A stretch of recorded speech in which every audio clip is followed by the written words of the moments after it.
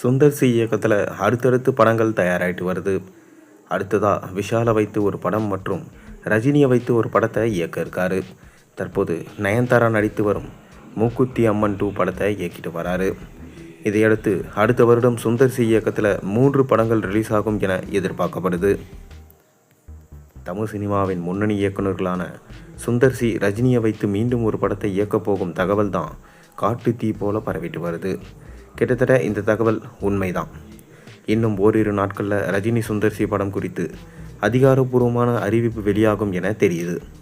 குறிப்பாக இந்த படத்தை கமல்ஹாசன் தான் தயாரிக்கிருக்கார் என்பதனால அவரின் பிறந்த நாளை முன்னிட்டு இந்த படத்தோட அறிவிப்பை வெளியிடலாம் என படக்குழு முடிவு செஞ்சிருப்பதா தகவல்கள் வருது. இந்த நிலையில் அடுத்த வருடம் சுந்தர் சிக்கு சிறப்பான ஒரு வருடமாக இருக்குமா?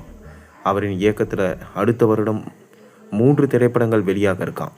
தற்போது சுந்தர் சி நயன்தாராவை வைத்து இயக்கி வரும் மூக்குத்தி அம்மன் 2 மற்றும் விஷாலை வைத்து அவர் இயக்கப் போகும் படம், அதைத் தொடர்ந்து ரஜினியை வைத்து சுந்தர் சி இயக்கப் போகும் படம் என மொத்தம் 3 திரைப்படங்கள் 2026ஆம் ஆண்டு வெளியாகும் என எதிர்பார்க்கப்படுது. தற்சமயம் சுந்தர் சி நயன்தாராவின் மூக்குத்தி அம்மன் 2 படத்தை மிக பிரம்மாண்டமாக தயாரிச்சுட்டு வராரு. இந்த படம் அடுத்த ஆண்டு ஜனவரி அல்லது பிப்ரவரி மாதம் வெளியாகும் என தெரியுது. அதன் பிறகு சுந்தர் சி விஷாலை வைத்து ஒரு படத்தை இயக்க இருக்காரு. இதன் அறிவிப்பு நேற்று தான் வெளியானது. இந்த படத்தின் படப்பிடிப்பை சுந்தர் சி ஜனவரி மாதம் துவங்க இருக்காராம். சம்மரில் இந்த படத்தை வெளியிட பிளான் போட்டு வருவதாகவும் தெரியுது. இது மட்டும் இல்லாமல் அவர் ரஜினியை வைத்து இயக்க போகும் படத்தின் படப்பிடிப்பை பிப்ரவரி மாதம் துவங்கி அடுத்த ஆண்டு தீபாவளி பண்டிகையில் ரஜினி படத்தை வெளியிடவும் சுந்தர் சி நினைத்து வருவதாக தகவல்கள் உண்டு. இவ்வாறு 3 மிக பெரும் படங்களை சுந்தர் சி இயக்கி அடுத்த வருடமே வெளியிட பிளான் போட்டு வராராம். ஆனால் ஒரே வருடத்தில் 3 பெரிய படங்களை அதுவும் இந்த காலத்தில் எடுத்து வெளியிடுவது சாதாரண விஷயம் கிடையாது.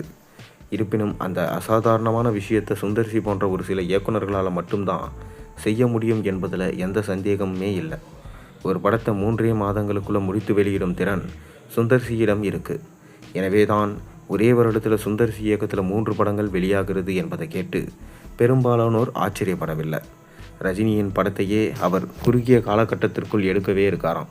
3 மாதங்களுக்குள்ள படப்பிடிப்பை முடித்துவிட்டு 5 அல்லது 6 மாதத்தில் அந்த படத்தை வெளியிட்டால் தான் ரஜினியும் சுந்தர் சியும் பிளான் போட்டு இருப்பதாக தெரியுது.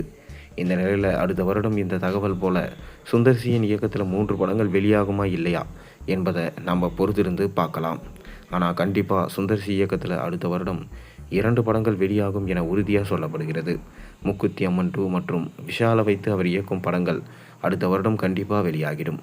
ரஜினியை வைத்து அவர் இயக்கப் போகும் படம் தான் அடுத்த வருடம் வெளியாகுமா இல்லையா என்ற கேள்வி ஒரு சிலரிடம் இருந்து வருது.